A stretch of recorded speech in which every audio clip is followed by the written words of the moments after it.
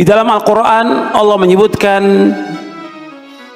yang ini ada nanti di bab ini, tapi saya dahulukan bawa ya, tentang Allah SWT berada di atas langit, Allah bersemayam di atas arsy. Yang menyebutkan Allah bersemayam di atas arsy siapa?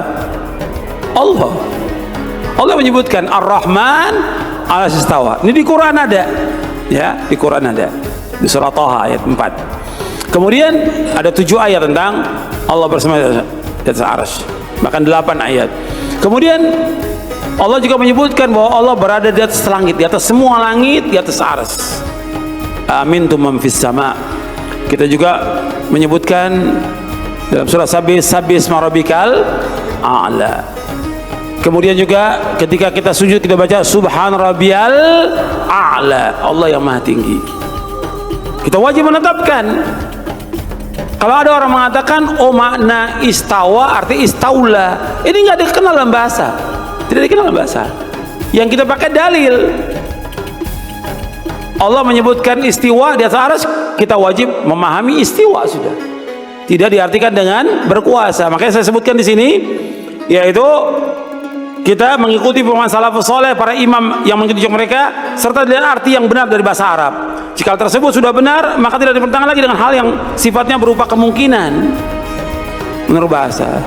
Seperti yadullah, tangan Allah. Tangan ya diartikan dengan tangan. Allah menyebutkan tangan Allah, ya sudah diartikan dengan tangan. Nggak bisa diartikan tangan artinya kekuatan, nggak bisa diartikan dengan nikmat. Dalam pemahaman firqah yang sesat diartikan demikian. Atau dalam mazhab Asy'ari itu ditawil bahwa kedua tangan diartikan dengan kedua nikmat. Nggak boleh. Kita wajib menetapkan semua nama dan sifat Allah. Nggak boleh kita tolak, nggak boleh kita takwil, nggak boleh kita menyamakan Allah dengan makhluknya, dan tidak boleh kita menanyakan tentang bagaimana sifat Allah. Itu kaidah dan ada di sini di buku ini, bahwa kita wajib menetapkan semua nama dan sifat Allah yang Allah sebutkan dalam Al-Quran, yang disebutkan oleh Nabi SAW dalam hadis yang sahih. Tidak boleh kita mengingkari, tidak boleh. Bisa kafir mengingkari itu, seperti Jahmiyah. Maka dikatakan oleh para ulama salaf bahwa al-Jahmiyah itu kufar, Jahmiyah adalah kafir mereka. Karena apa? Mengingkari nama dan sifat Allah. Nggak boleh juga kita mentawil. Seperti tadi umpamanya tangan diartikan kekuatan, nggak boleh. Nggak boleh. Istiwa diartikan istaula, berkuasa, nggak boleh. Kita wajib menetapkan semuanya, nggak boleh kita takwil. Kemudian selanjutnya, nggak boleh kita menyamakan Allah dengan makhluknya, nggak boleh. Sebab Allah berfirman, "Laisa kamitslihi syai'un wa huwas samiul basir." Allah nggak sama dengan satupun dengan makhluknya. Allah nggak sama dengan satupun dari makhluknya. Wa huwas samiul basir. Allah Maha mendengar, Allah itu Maha melihat. Kemudian juga ayat yang antum sudah hafal, "Walam yakun lahu kufuwan ahad." Allah nggak sama dengan makhluknya.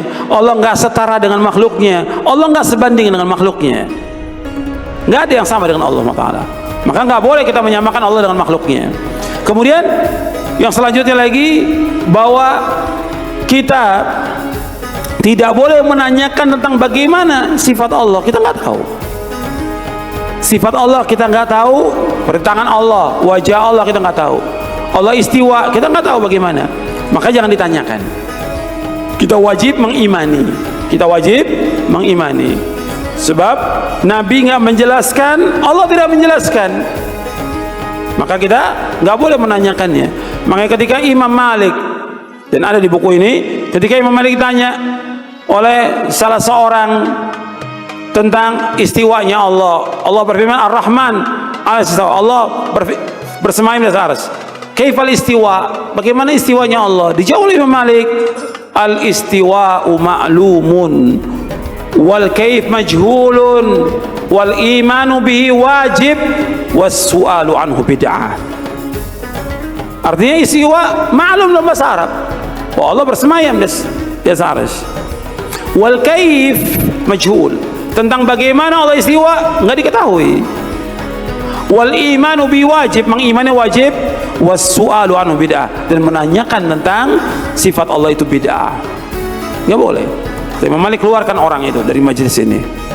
Karena ini bibit ahli bidah. Nggak ada seorang sahabat bertanya kepada Nabi tentang bagaimana istiwanya Allah, bagaimana tangan Allah, bagaimana wajah Allah. Nggak pernah ada yang tanya dari sahabat. Makanya ketika ada yang nanya Imam Malik itu diam. Ketika tanya tentang istiwa, kata Syekhul Islam Ibnu Taimiyah dalam Majmu' Fatwanya, sampai keluar keringat Imam Malik. Karena belum pernah ada yang menanyakan tentang itu. Baru Imam Malik menjawab seperti jawaban yang tadi itu. Bahwa kita wajib mengimani tentang semua nama dan sifat Allah Subhanahu wa taala. Az-zaniyatu waz-zani fajlidu kulla wahidin minhuma mi'ata jaldah. Pezina perempuan dan pezina laki-laki, cambuklah dia 100 kali. Itu muhkamat. Muhkamat itu pasti, tidak ada interpretasi lain, mutlak maknanya satu. Cambuklah dia 100 kali. Macam mana nyambuk 100 kali? Ambil cambuk 100 kali.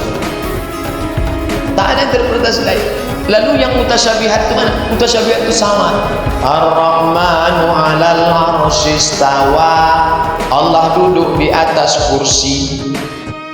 Macam mana Allah duduk di atas kursi? Itu ayat mutasyabihat. Maka menyikapi ayat mutasyabihat ini ulama terbagi kepada 3. Yang pertama namanya tafwid. Serahkan aja sama Allah. Pak Ustaz, saya baca Quran nih, Allah duduk di atas kursi, apa artinya? Tak usah bertanya-tanya, serahkan aja sama Allah. Tak usah kaji-kaji, Allah saja yang tahu. Wallahu a'lam bishawab. Ini namanya kelompok tafwid. Yang kedua, apa arti Allah duduk di atas kursi? Ditakwilkan. Ini kelompok 2 namanya takwil. Arti Allah duduk di atas kursi artinya Allah berkuasa. Bapak Dr. Andus Haji Herman Abdullah MM duduk di atas kursi wali kota selama 2 periode. Apa duduk aja dari 10 tahun? Artinya berkuasa. Ini namanya takwil. Yang ketiga namanya isbat. Orang isbat ini menetapkan satu sifat bagi Allah namanya istiwa. Nama sifatnya istiwa, tapi kita tak tahu bagaimana istiwa Allah. Ini namanya isbat. Menyikapi ayat mutasyabihat, ulama terbagi pada 3. Pertama, tafwid, serahkan pada Allah. Kedua, takwil, diinterpretasikan. Yang ketiga, isbat, menetapkan satu sifat bagi Allah, tapi yang tahu maknanya hanya Allah saja. Itulah makna ayat muhkamat dan mutasyabihat. Allah.